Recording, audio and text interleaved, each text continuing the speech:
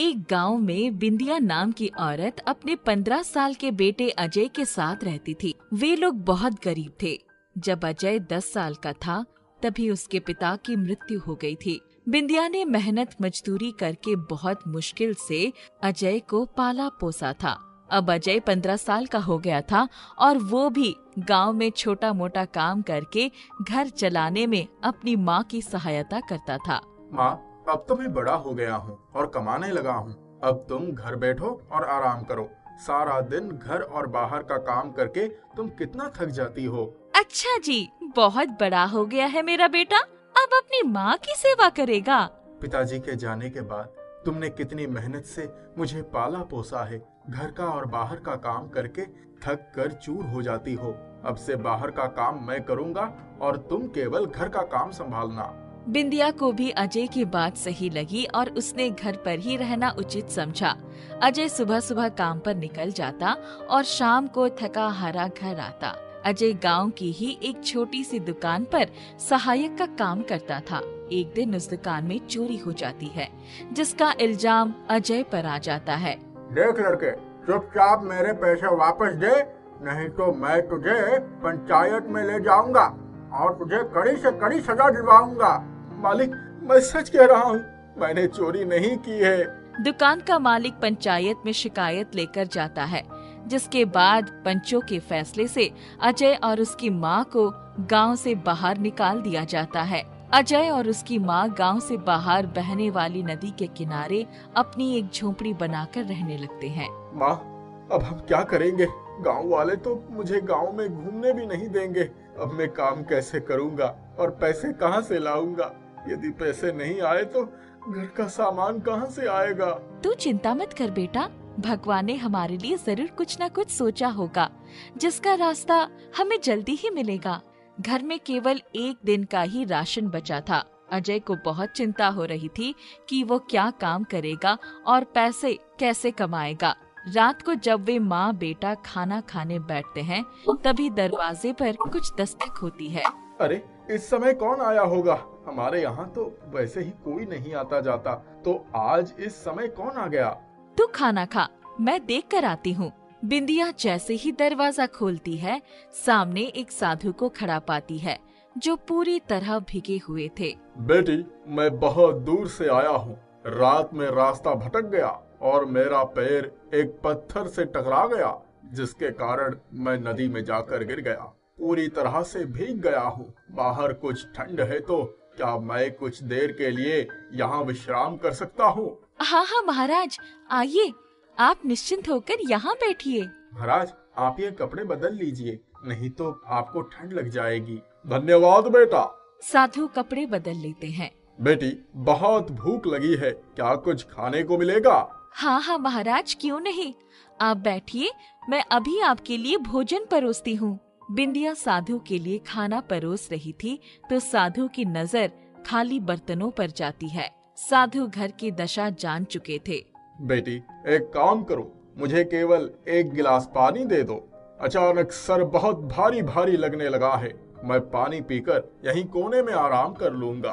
आप हमारे मेहमान हैं और मेहमान को कोने में पड़े रहने देना हमें शोभा नहीं देता, इसलिए महाराज आप यहाँ बिस्तर पर सो जाइए, हम माँ बेटा इस कोने में सो जाएंगे। रात बीत जाती है और सुबह एक नई किरण लेकर आती है। बिंदिया के घर में आज अन्न का एक दाना भी नहीं बचा था। बेटा, घर में मेहमान आए हैं, मेहमान को यूँ खाली पेट विदा करना हमें शोभा नहीं देता। तू एक काम कर, गांव के बनिए की दुकान से कुछ राशन उधार ले आ। तुम कैसी बातें कर रही हो माँ? तुम्हें तो पता है हमें गांव से निकाल दिया गया है, और ऐसे में हमें कौन राशन का सामान देगा और हमारी सहायता करेगा? साधु दोनों माँ बेटे की सारी बातें सुन लेते हैं। बेटी, तुम्हारा दिल बहुत साफ है और तुम बहुत दयालु हो। तुम लोगों ने जिस प्रकार मेरी सेवा की है उससे बहुत प्रसन्न हूँ मैं, और तुम्हें इनाम के रूप में कुछ देना चाहता हूँ। साधु बिंदिया को एक बेलन देते हैं। ये बेलन मेरे किस काम का भला? घर में तो अन्न का एक दाना भी नहीं है, तो इस बेलन को लेकर मैं क्या करूँगी? बेटी, ये बेलन कोई मामूली बेलन नहीं है, ये एक जादुई बेलन है, जिसकी जादुई शक्ति से तुम कुछ भी प्राप्त कर सकती हो। लेकिन याद रहे, इस जादुई बेलन का सदैव उपयोग करने के लिए तुम्हें हमेशा ऐसी ही बने रहना होगा, दूसरों के प्रति सेवा और प्रेम भाव रखने वाला। यदि कभी तुम्हारे मन में खोट और लालच पैदा हुआ तो ये बेलन एक मामूली बेलन बन जाएगा और इसका जादू हमेशा के लिए खत्म हो जाएगा। बिंदिया और अजय साधु के पांव छूकर उन्हें खुशी खुशी विदा करते हैं। क्या ये बेलन सच में जादुई है माँ? पता नहीं बेटा, मैं तो इससे तब जादुई मानूंगी जब ये मेरे घर में भोजन की कमी पूरी कर देगा। बिंदिया के ऐसे कहते ही उसकी झोपड़ी विभिन्न प्रकार के स्वादिष्ट पकवानों से महक उठती है। बिंदिया और अजय को अपनी आंखों पर विश्वास नहीं होता। उनके सामने विभिन्न प्रकार के लजीज पकवान रखे थे। बिंदिया और अजय बहुत ही खुशी खुशी पेट भरकर भोजन करते हैं। आज कितने दिनों के बाद हमने भरपेट खाना खाया है माँ। हाँ बेटा, तू बिल्कुल सही कह रहा है। हे जादुई बेलन, मुझे और मेरी माँ को सुंदर सुंदर कपड़े दे दो। अजय के ऐसा कहते ही अजय और उसकी माँ के फटे पुराने कपड़े सुंदर और कीमती कपड़ों में बदल जाते हैं। अजय और बिंदिया ये सब देखकर बहुत खुश होते हैं।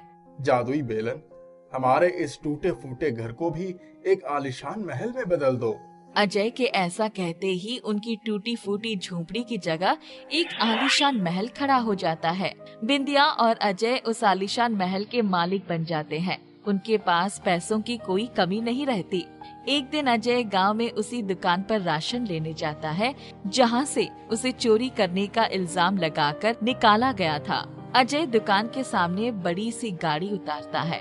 दुकानदार इतनी बड़ी गाड़ी देखकर हक्का बक्का रह जाता है और जब वो गाड़ी से अजय को सूट बूट पहने उतरता देखता है तो उसे अपनी आंखों पर विश्वास नहीं होता। साहब, क्या चाहिए? अरे मालिक, ये आप कैसी बातें कर रहे हैं? मेरे लिए तो आप आज भी मेरे मालिक हैं। आप मेरे सामने हाथ मत जोड़िए। बेटा, उस दिन मैंने बहुत बड़ी गलती की थी, जो बिना सच जाने तुम पर झूठा इल्जाम लगा दिया था और मेरी वजह से तुम्हें और तुम्हारी माँ को इस गांव से बाहर जाना पड़ा। सच में बहुत गलत किया मैंने तुम लोगों के साथ। कुछ दिन बाद मुझे पता चला कि मेरी दुकान पर चोरी तुमने नहीं बल्कि मेरे ही छोटे भाई ने की थी। मैं तुमसे माफी मांगने आया था, लेकिन तुम लोगों का कुछ अता पता नहीं था। मुझे माफ कर दो बेटा। साहब, आप मुझसे यूं माफी ना मांगिए। मैं पिछले बातों को भूल चुका हूँ। आप भी भूल जाइए। कैसे भूल जाऊं बेटा? अपनी उस गलती के लिए आज तक सजा भुगत रहा हूँ। मैंने तुम पर झूठा इल्जाम लगाया था। इसका फल मुझे भगवान से मिल गया। ये देखो, जिस हाथ से मैंने तुम्हें और तुम्हारी माँ को धक्के देकर गांव से निकलवाया था, भगवान ने वो हाथ मुझसे छीन लिया। मेरा ये हाथ हमेशा के लिए लकवे के कारण बेकार हो गया है। अजय को दुकानदार की ये हालत देखकर बहुत दया आती है। उसे याद आता है कि वो बेलन की सहायता से दुकानदार के हाथ को शायद ठीक कर सकता है। अजय उसे अगले दिन वापस आने का कहकर वहाँ से चला जाता है। हे जादुई बेलन, मेरी मदद कर और मुझे ऐसी दवा दे जिससे कि मैं किसी का लकवे के कारण खराब हुई हाथ को ठीक कर सकता हूँ। अजय के ऐसे कहते ही वहाँ एक चमत्कारी मलहम आ जाता है। अजय वो मलहम दुकानदार के पास ले जाता है और उसके हाथ पर लगा देता है और देखते ही देखते दुकानदार के हाथ में जान आ जाती है और वो पहले की तरह ही काम करने लगता है। मैंने तुम्हारे साथ कितना गलत किया, फिर भी तुमने मेरी सहायता की। तुम सच में बहुत ही नेक दिल लड़के हो। भगवान तुम्हें हमेशा खुश रखे। अजय खुशी खुशी घर वापस आ जाता है।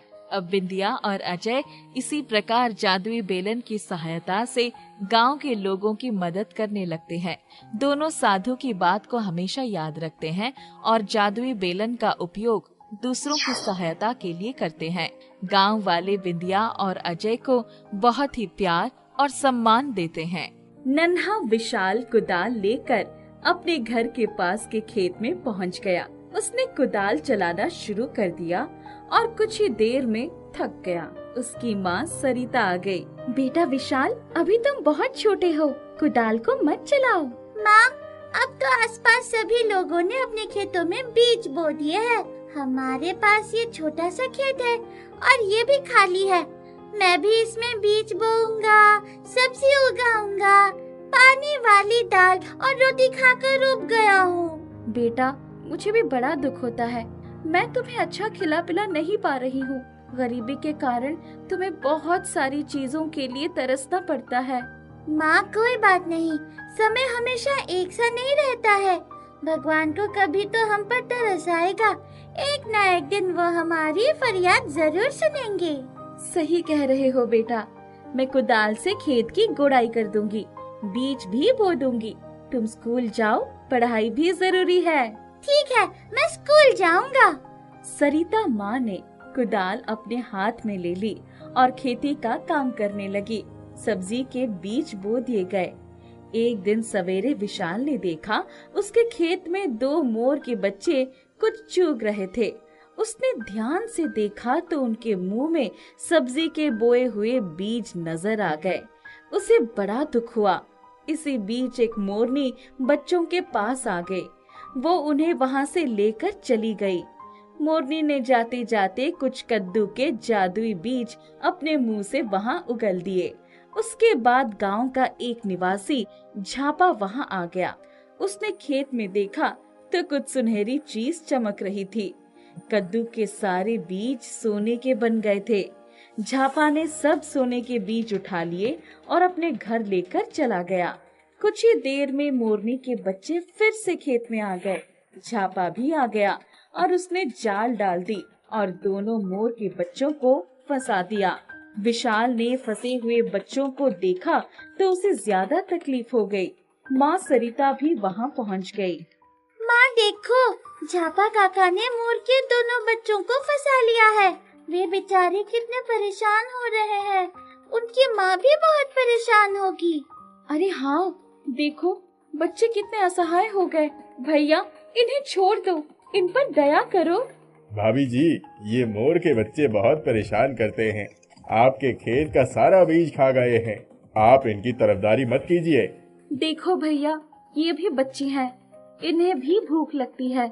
जहाँ दाना खाना मिलता है तलाश कर खा लेते हैं। फिर भी कह रही हूँ, छोड़ दीजिए। झापा दोनों मोर के बच्चों को लेकर चले गए। विशाल को ये बात पसंद नहीं आई। वो छुप छुपा कर गाँव वाले झापा के घर के पास पहुँच गया। दोनों मासूम मोर के बच्चे एक बड़े पिंजरे में कैद दिखाई पड़े। विशाल ने इधर उधर देखा और जाकर पिंजरे का दरवाजा खोल दिया। दोनों बच्चे बाहर निकलकर भागने लगे। वहीं पास में उनकी माँ मोरनी खड़ी सब देख रही थी। वो उन्हें लेकर जंगल में चली गई। दूसरे दिन सरिता माँ और विशाल फिर से अपने खेतों में बीज बोने की तैयारी में जुट गए। माँ, आसपास सभी के खेतों में सब्जी के बड़े बड़े पौधे आ गए हैं। कुछ लोग तो अपने खेतों की सब्जियां तोड़कर ले जा रहे हैं। हमारे खेत सूने पड़े हैं। बेटा, अपनी अपनी किस्मत है। हमें अधिक इंतजार करना होगा। 4 दिन के बाद घनघोर वर्षा शुरू हो गई। खेत में पानी भर गया। सरिता माँ जानती थी कि पानी की अधिकता के कारण बीज सड़ जाएंगे। जब बरसात रुक गई, तब विशाल और सरिता पछताने लगे। दोनों बहुत दुखी थे। इतने में वही मोरनी वहाँ आ गई, जिसके बच्चों को विशाल ने आजाद कराया था। मोरनी की चोंच में एक छोटी सी पोटली थी। उसने वो पोटली विशाल के खेत के पास रख दी। विशाल ने जाकर पोटली खोली तो उसमें कद्दू के बीज थे। माँ, ये कद्दू के बीज है। वो मोरनी उन्हीं बच्चों की माँ है जिसे उस दिन गांव वाले काका ने पकड़ा था और मैंने छुड़ा लिया था। बेटा, तुमने बड़ा नेक काम किया था। सरिता माँ ने वो कद्दू के बीज खेत में बो दिए। अचानक चमत्कार हो गया। वो बीज पौधों में बदल गए। इसके बाद देखते देखते पूरा खेत कद्दू के पौधों से भर गया। माँ, ये क्या हो गया है? जैसे कोई जादू चल रहा है। कद्दू के इतने सारे पौधे कैसे बढ़ गए? बेटा, ऐसा लगता है ये कद्दू के जादुई बीज का कमाल है। दूसरे दिन जब विशाल और सरिता खेत पर पहुँचे तो उनके आश्चर्य का ठिकाना न रहा। उनके खेतों में बड़े बड़े कद्दू, लौकी, बैंगन, टमाटर, मटर इत्यादि अनेक सब्जियां उन्हें पौधों में सज गई थी। सब्जियों का अद्भुत नजारा देखकर दोनों माँ बेटे खुशी से झूम उठे। माँ, आज मैं सब्जियों के साथ रोटी का मजा लूंगा। हाँ बेटा, हम सारी सब्जियों को तोड़कर मिली जुली सब्जी बनाएंगे। माँ, आप बड़ा वाला कद्दू तोड़ लो और मैं दूसरी सब्जियाँ तोड़ देता हूँ। आज बड़ा मजा आएगा। दोनों माँ बेटे ने बहुत सारी सब्जियां तोड़ी और घर में चले गए। माँ ने जैसे ही कद्दू को काटा, उसमें बीज की जगह बहुत सारे सोने के सिक्के चमकते हुए मुस्कुरा रहे थे। माँ और विशाल दोनों खुशी से पागल हो गए। उनकी जिंदगी खुशियों से भर गई, धन दौलत भी भरमार हो गई। उनकी सारी गरीबी हमेशा के लिए भाग गई। अच्छा मकान, अच्छे कपड़े, अच्छी गाड़ी, सब कुछ भगवान ने एक साथ देकर उन्हें धनवान बना दिया।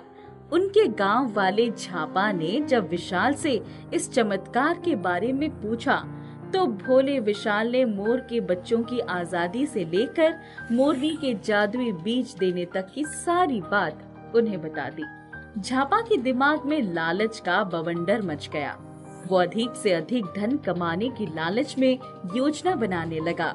उसने मोरनी के दोनों बच्चों को फिर से जाल डालकर फंसा दिया और उन्हें पिंजरे में कैद कर दिया। मोरनी बेचारी बहुत दुखी हुई। वो पिंजरे के आसपास घूमने लगी। ए मोरनी, वो अपने बच्चों को आजाद कराना चाहती हैं। हाँ, कृपया करके मेरे बच्चों को छोड़ दीजिए। छोड़ दीजिए? ऐसे नहीं छोड़ूंगा। पहले मुझे कद्दू के बीज लाकर दे, तब मैं इन्हें छोड़ूंगा। अगर बीज नहीं मिले तो इन्हें मार दूंगा। नहीं, ऐसा मत कहो। ये मेरे लाल है, जिगर के टुकड़े हैं। इन्हें कोई नुकसान मत पहुंचाना। मैं कद्दू के बीज लाकर दे रही हूँ। मोरनी वहाँ से चली गई और झापा के दिमाग में सोना घूमने लगा। वो ख्याली पुलाव पकाने लगा। कुछ देर के बाद मोरनी पोटली लेकर आ गई। उसने पोटली झापा के सामने रख दी। मैंने कद्दू के बीज दे दिए हैं, अब मेरे बच्चों को छोड़ दीजिए। नहीं, मैं इन्हें नहीं छोड़ूंगा। ऐसा मत कीजिए। आपने कद्दू के बीज के एवज में मेरे बच्चों को छोड़ने का वादा किया था। मैं कोई वादा नहीं निभाता, बस अपना फायदा देखता हूँ। चुपचाप यहाँ से चली जाओ। मोरनी को यह आशा नहीं थी। उसके हृदय पर बहुत बड़ा आघात लगा। उसके आंखों से आंसू बहने लगे। उसकी आंखों के बहते हुए आंसुओं को देखकर एक बंदर का मन भर आया। कुछ देर के बाद वो धीरे से नीचे उतरा और उसने पिंजरे का दरवाजा खोल दिया। बच्चे आजाद हो गए। मोरनी अपने बच्चों को लेकर जंगल में भागने लगी। झापा हाथ मारता रहा। झापा ने मोरनी द्वारा दिए हुए बीज खेत में बो दिए। कुछ दिन में उसमें कद्दू भी आ गए। झापा बहुत खुश हुआ। उसने बहुत सारे कद्दू तोड़कर अपने घर में इकट्ठा किए। उसने अपनी पत्नी को भी बुला लिया। गुंजन की मम्मी, आओ, खाली थैली लेकर आओ। सोने के सिक्के भरने होंगे। अब हम माला माल हो जाएंगे। विशाल से भी बहुत ज्यादा धनी हो जाएंगे। इतना कहकर झापा ने जैसे ही कद्दू काटा, उसमें से काले रंग का फुहारा निकला और झापा का मुंह काला हो गया। अजी, ये क्या हो गया? आपका मुंह काला कैसे हो गया? खिड़की के बाहर से बंदर ने आवाज दी, जैसी करनी वैसी भरनी। जिसने की नेकी उसका है बोलबाला। लालची और बेईमान का मुंह हुआ काला। सीतापुर नाम के गांव में दो दोस्त अमर और किशन रहते थे। अमर की एक बेटी थी, मुन्नी। अमर की पत्नी का देहांत मुन्नी के बचपन में ही हो गया था। अमर एक दिन खेती करके आ रहा था, तभी उसे एक सांप काट लेता है और उसकी मौत हो जाती है। सुबह से शाम हो जाती है पर अमर खेत से नहीं आता है। अब मुन्नी को चिंता होने लगती है। काका, पिताजी अभी तक खेत से नहीं लौटे हैं। पहले तो कभी ऐसा नहीं हुआ। मुन्नी, तो घबरा मत, मैं खेत पर देख कर आता हूँ। किशन खेत में जाता है तो देखता है कि अमर जमीन पर गिरा हुआ है और उसके मुंह से झाग निकल रहा है। किशन समझ जाता है कि अमर को सांप ने काट लिया है और उसकी मौत हो गई है। हे भगवान, ये तूने क्या किया? पहले ही मुन्नी की माँ नहीं थी और अब उसके पिता को भी तूने अपने पास बुला लिया। किशन अपने आप को संभालता है और अमर की लाश को लेकर घर जाता है।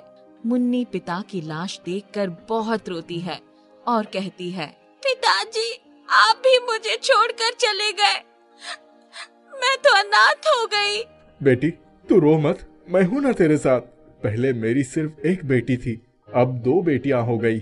मैं तेरा ध्यान रखूंगा। वही खड़ी किशन की बेटी मेघा बोली, दीदी तुम रो मत, अब से हम दोनों बहनें हैं। हम एक दूसरे के साथ हमेशा रहेंगे। कुछ दिन बीत जाते हैं। मुन्नी धीरे धीरे सब भूलकर किशन के परिवार के साथ रहने लगती है। एक दिन किशन और उसकी पत्नी किसी काम से दूसरे गांव जाते हैं। निकलते समय किशन मुन्नी और मेघा को गले लगाकर कहता है, मुन्नी तू अपना और मेघा दोनों का ध्यान रखना। मेघा तू मुन्नी दीदी को परेशान मत करना, दीदी की सारी बातें मानना। एक बात और, मुझे और तुम्हारी माँ को आने में रात हो जाएगी तो तुम दोनों घबराना मत। मुन्नी और मेघा दोनों एक दूसरे का ख्याल रखने का वादा किशन से करती हैं। किशन अपनी पत्नी के साथ दूसरे गांव चला जाता है। बस में कुछ डाकू आ जाते हैं और किशन और उन लोगों से सामान छीनने लगते हैं। इसी छीन झपटी में किशन और उसकी पत्नी को चाकू लग जाता है और दोनों की मौत हो जाती है। उधर रात होते ही, दीदी, माँ और पिताजी अभी तक नहीं आए। अब तो काफी रात हो गई है। मन ही मन मुन्नी भी डर रही थी, पर हिम्मत दिखाते हुए बोलती है, तू घबरा क्यों रही है?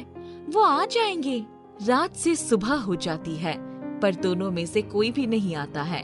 तभी एक गांव वाला चिल्लाते हुए आता है और कहता है, अरे गजब हो गया, किशन भैया और उनकी पत्नी को डाकू ने मार डाला।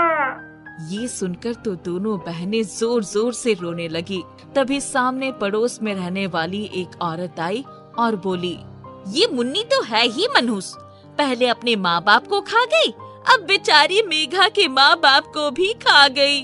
तभी वहाँ खड़ी एक और औरत बोली, मैंने तो मना किया था किशन भैया को कि इस मुन्नी को अपने घर में ना रखें, पर उन्होंने मेरी बात नहीं मानी। अब खुद की बेटी भी अनाथ हो गई। अब दोनों बहनें अनाथ हो गई थी। कोई भी गांव वाला मुन्नी को गांव में काम नहीं देता है। गांव वाले मुन्नी को गांव से बाहर निकाल देते हैं। दोनों बहन गांव के बाहर आ जाती है। दोनों बहुत थक जाती है और कई दिनों से दोनों ने कुछ नहीं खाया था। दीदी, मुझे बहुत भूख लगी है। मुन्नी की आंखों में आंसू आ जाते हैं और मैंने काका से वादा किया था कि मैं मेघा का ध्यान रखूंगी। तभी मुन्नी को एक ढाबा दिखता है। मुन्नी ढाबे के पास जाती है और, काका, आपके पास कुछ खाना है तो मुझे दे दो, मेरी छोटी बहन बहुत भूखी है, मैं कुछ भी कर लूंगी। ढाबे वाले के यहाँ बर्तन धोने वाला उस दिन आया नहीं था, इसलिए ढाबे वाले मुन्नी को बर्तन धोने का काम देता है। बदले में उसे और उसकी बहन को पेट भर खाना दे देता है। शाम होते ही, दीदी, शाम होने वाली है, थोड़ी देर में रात हो जाएगी, हम कहाँ जाएंगे? अब हमारे पास तो घर भी नहीं है और इस गांव में हमें कोई जानता भी नहीं है, कोई हमारी मदद भी नहीं करेगा। दोनों बहनों की बात ढाबे वाला सुन रहा था। ढाबे वाले को दोनों पर दया आ जाती है और, तुम दोनों मेरे साथ मेरे घर चलो, आज रात वहीं गुजार लेना। दोनों बहन ढाबे वाले के साथ उसके घर चली जाती है। अगली सुबह, काका, क्या आप मुझे कोई काम दे सकते हैं? मैं अपनी छोटी बहन को बहुत पढ़ाना चाहती हूँ। हाँ, हमारे गांव के सरपंच के यहाँ एक नौकरानी की जरूरत है, क्या तुम नौकरानी का काम करोगी? मुन्नी थोड़ी देर चुप रहती है और कहती है, काका, मैं अपनी बहन के लिए कुछ भी कर लूंगी। मुन्नी सरपंच के यहाँ काम करने लगती है। मुन्नी मेघा का दाखिला एक स्कूल में करवा देती है। मेघा पढ़ाई में बहुत होशियार होती है। धीरे धीरे समय बीतता है। अब मेघा 12वीं पास कर लेती है। दिन रात काम करने की वजह से मुन्नी बीमार हो जाती है। ये देखकर, दीदी, अब आपको इतना काम करने की जरूरत नहीं, मुझे गांव के एक स्कूल में टीचर का काम मिल गया है और साथ ही मैं आगे की पढ़ाई भी करूंगी। अब तुम अपने ऊपर ध्यान दो, अब मेरी बारी है तुम्हारी सेवा करने की, तुमने बहुत कर लिया। ये सुनकर तो मुन्नी की आंखों से आंसू बहने लगते हैं। मुन्नी मेघा को गले लगाकर बोलती है, किशन काका, देख रहे हैं ना आप, हमारी मेघा कितनी बड़ी और समझदार हो गई है। अब ये बड़ी टीचर बन गई है। इतने में वहाँ ढाबे वाले काका आ जाते हैं और ये सब देखकर कहते हैं, बेटी मुन्नी, मेघा की इस सफलता के पीछे तुम्हारा ही हाथ है। बेटी, अगर बुरा ना मानो तो मैं तुम्हें एक बात कहना चाहता हूँ। काका, क्या बात है, कहिए। बेटी मुन्नी, क्या तुम मेरे बेटे अजय से शादी करोगी? मुझे तुम जैसी ही लड़की चाहिए। ये सुनकर दोनों बहन खुश हो जाती है और कुछ समय बाद ही अजय और मुन्नी की शादी हो जाती है। मेघा भी उन्हीं के साथ रहने लगती है। चारों खुशी खुशी रहने लगते हैं। तभी कुछ महीने बाद, बेटी मुन्नी, बाहर आओ, मुझे कुछ काम है। आवाज सुनकर मुन्नी और अजय बाहर आते हैं तो देखते हैं कि सरपंच जी है। दोनों उनका खूब स्वागत करते हैं और सरपंच जी, क्या बात है? बेटी मुन्नी, मुझे तुम्हारी बहन मेघा अपने बेटे नीरज के लिए बहुत पसंद है। नीरज को मेघा पसंद है और तुम हमें और नीरज को तो काफी साल से जानती ही हो। ये सुनकर तो मुन्नी को विश्वास ही नहीं होता अपने और अपनी बहन के नसीब पर। मुन्नी शादी के लिए हाँ कर देती है। कुछ ही दिनों में मेघा की शादी नीरज से हो जाती है। दोनों बहन अपने अपने परिवार में खुशी से रहने लगती हैं। गंगा नदी के किनारे सुंदरपुर नाम का एक गांव बसा हुआ था। उस गांव में मदन नाम का एक गरीब किसान रहता था। गांव में उनकी थोड़ी सी जमीन थी। फसल से जो आमदनी होती उसी से अपने परिवार का खर्च चला लेता था। घर में उसकी पत्नी चंपा थी, जो घर का काम करने के साथ अपने पति के साथ भी मेहनत मजदूरी करती थी। उनका एक ही बेटा था, शरद। प्यार से सब उसे पिंकू बुलाते थे। एक दिन, माँ, मेरा स्कूल बैग बिल्कुल पुराना हो गया है। इसमें से मेरी किताबें गिर जाती है। मुझे नया बैग दिलवा दो। अभी 2 साल पहले 7वीं में ही तुम्हारे लिए बैग खरीदा था। माँ, मैं कुछ नहीं जानता। मेरा बैग फट गया है। मेरे लिए बैग नहीं आएगा तो मैं स्कूल नहीं जाऊंगा। स्कूल तो जाना ही होगा। इतनी जिद करने से बैग थोड़ी मिल जाएगा। चलो जल्दी तैयार हो जाओ स्कूल के लिए। तुम्हारा पढ़ाई लिखाई में मन तो लगता नहीं है, बस उल जलूल मांगे करते रहते हो। पिंकू पैर पटकते हुए उठा और तैयार होकर स्कूल चला गया। उसको स्कूल जाने का बिल्कुल भी मन नहीं था। एक तो पहले ही उसको पढ़ना लिखना बिल्कुल भी पसंद नहीं था, ऊपर से फटा पुराना बैग। आज स्कूल जाऊंगा ही नहीं। नदी के किनारे चलकर बैठता हूँ। वो नदी के किनारे पहुंचा ही था कि उसने देखा कि नदी में एक व्यक्ति पानी में हाथ पैर मार रहा था और बचाओ बचाओ चिल्ला रहा था। आप चिंता मत करो, मैं अभी आया। इतना कहकर वो नदी में कूद गया और उस व्यक्ति को बाहर निकाल लाया। आसपास के कई लोग इकट्ठा हो गए थे। पिंकू ने उसे जमीन पर पेट के बल लिटाकर उसकी पीठ पर जोर लगाया ताकि उसके पेट में गया हुआ पानी निकल सके। थोड़ी देर बाद ही उसे होश आ गया। वो उठकर बैठ गया। मुझे किसने बचाया? सबने पिंकू को आगे कर दिया। यही है वो बहादुर लड़का जिसने आपको बचाया है। आप हैं कौन? इस गांव में तो आपको कभी देखा ही नहीं। मेरा नाम भवानी प्रसाद है। नदी के उस पार वाले गांव का रहने वाला हूँ। अपने काम के सिलसिले में इस गांव में आया था, परंतु आज सुबह जब नदी में नहाने के लिए घाट पर आया तो पता नहीं कौन मेरा पैसों से भरा हुआ बैग ले गया और मुझे धक्का देकर नदी में गिरा दिया। दरअसल मुझे तैरना भी नहीं आता। ओह, चलिए आप हमारे घर चलकर आराम करिए। आपकी तबीयत ठीक हो जाएगी तो अपने गांव चले जाइएगा। ठीक है, चलो। पिंकू भवानी प्रसाद को साथ लेकर घर आ गया। माँ, भवानी प्रसाद को खाने के लिए कुछ दे दो। ये थोड़ा आराम कर लें, फिर इन्हें इनके गांव पहुंचाकर आता हूँ। ठीक है।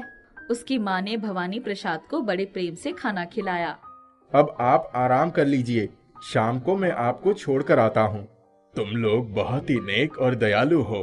अभी तो मेरे पास तुम्हें देने के लिए कुछ भी नहीं है, पर जब तुम हमारे गांव चलोगे तब मैं तुम्हें कुछ उपहार अवश्य दूंगा। हमने आपको उपहार के लालच में थोड़ी खाना खिलाया। अरे नहीं नहीं, मेरी बात का ये मतलब नहीं था। भवानी प्रसाद के पास नाव वाले को देने के लिए पैसे तो थे नहीं। पिंकू भवानी प्रसाद के साथ नदी के किनारे गया और नाव में बैठकर दूसरे किनारे पर पहुंच गया। काका, मैं तुमको कल पैसे दे दूंगा, पर आज पैसे मत मांगना। ठीक है बबुआ। जब वो लोग भवानी प्रसाद के गांव पहुँचे तब सब लोग उन्हें देखकर खुश हो गए।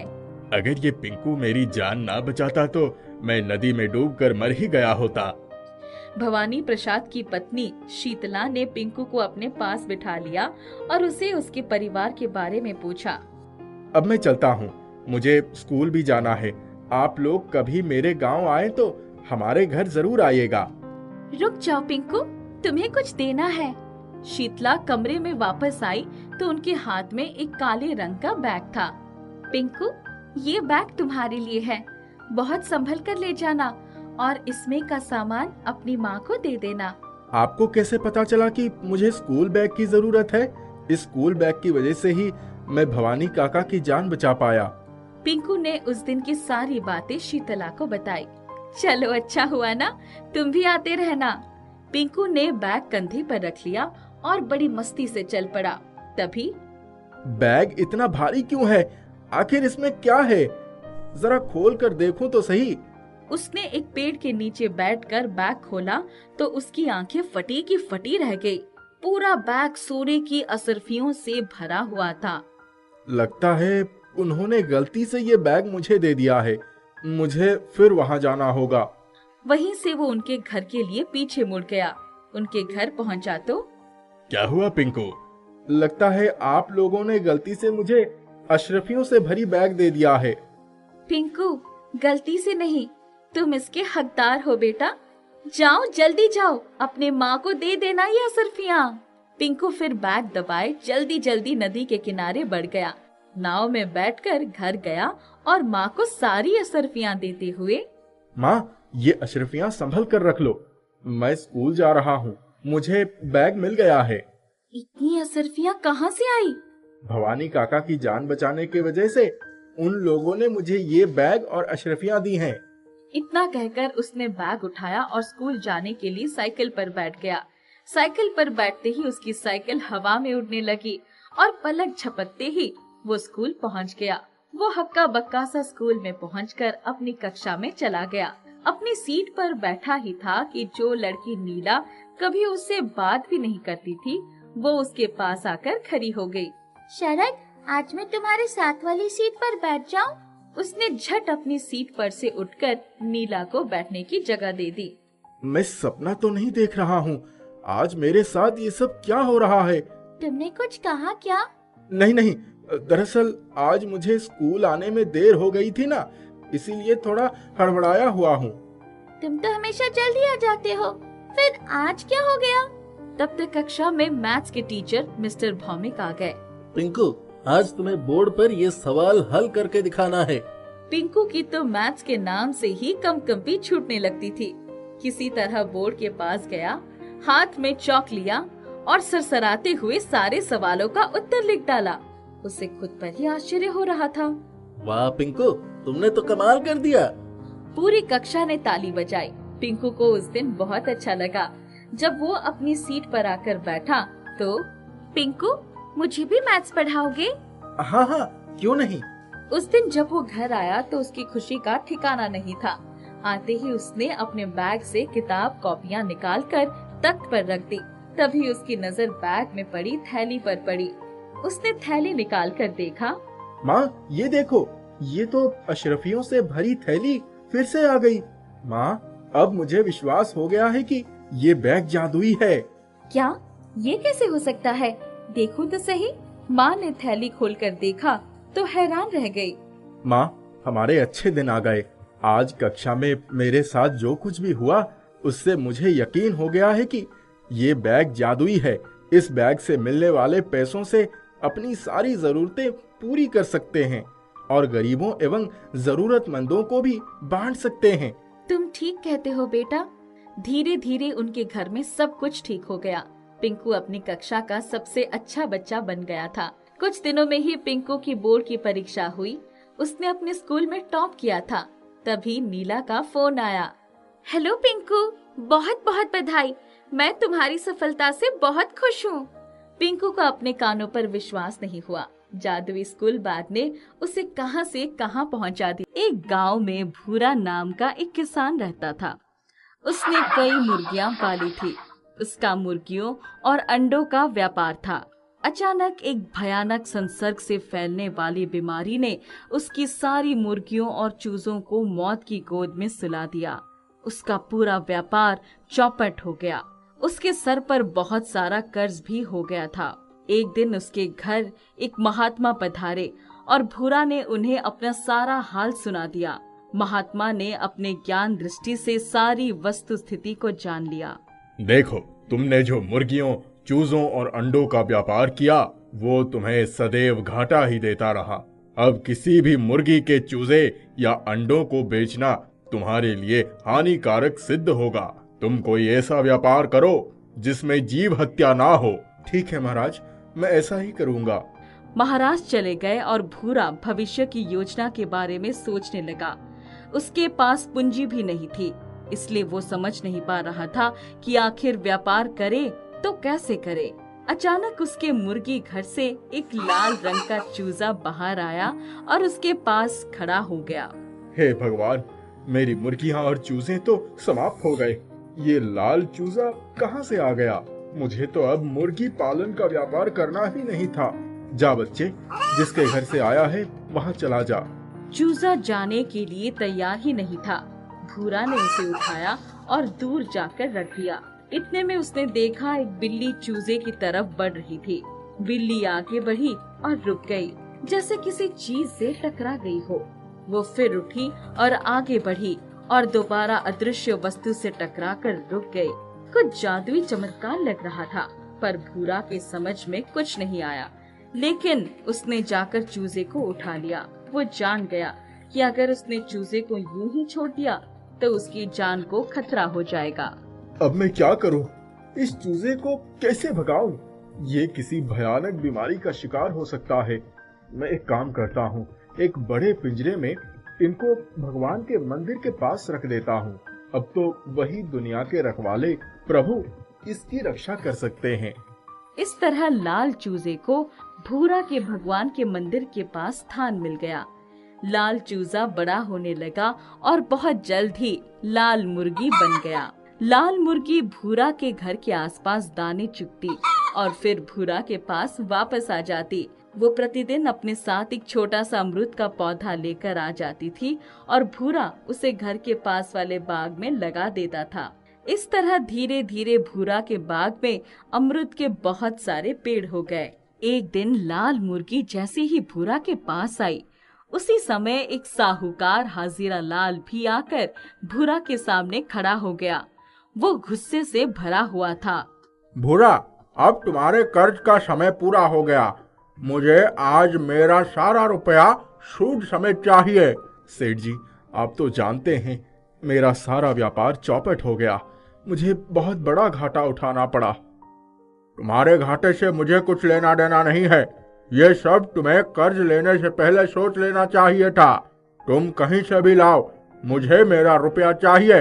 इसके पहले भी तुम्हें एक मौका दे चुका था, अब कोई मौका नहीं दूंगा।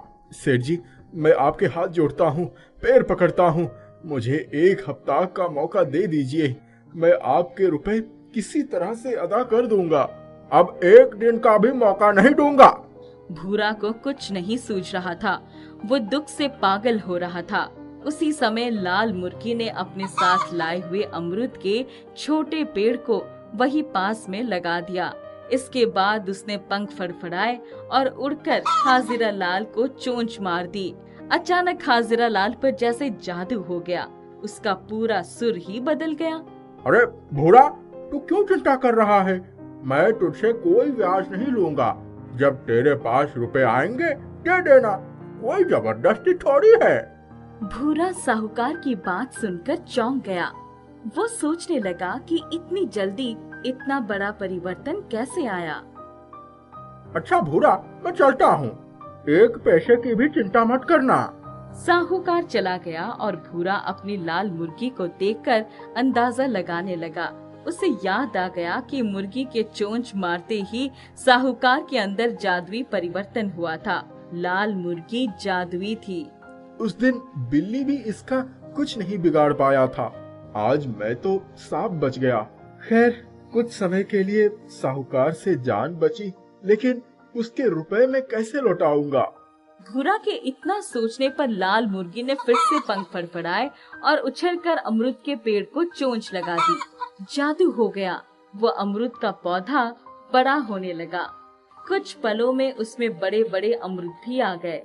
भूरा की आंखें खुली की खुली थी कि फिर से लाल मुर्गी ने पंख फड़फड़ाए और उसने अमरूद के पेड़ को चोंच मार दी।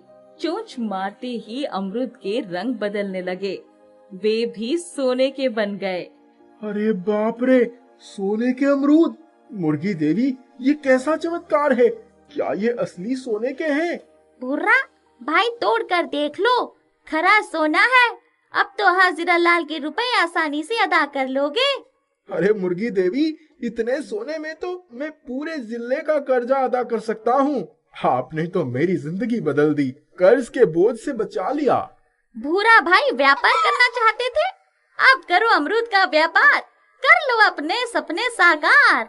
भूरा ने जादुई लाल मुर्गी के सामने हाथ जोड़ लिए। उसके बाद उसने साहूकार के रुपए अदा कर दिए। भूरा ने जब बाद में दूसरे अमरूद के पेड़ों को देखा तो चौंक गया। वो सभी बड़े हो गए थे और उन पेड़ों में बहुत बड़े बड़े अमरूद आ गए थे। उसने अमरूद का व्यापार बढ़ा लिया, गांव के बेरोजगार युवकों को रोजगार दिया। इस तरह अपना और गांव वालों का जीवन संवार दिया। भूरा की भलाई की नीयत ने उसे सदैव सफलता के सुंदर रास्ते ही दिलाए। कहते हैं, कर भला तो हो भला।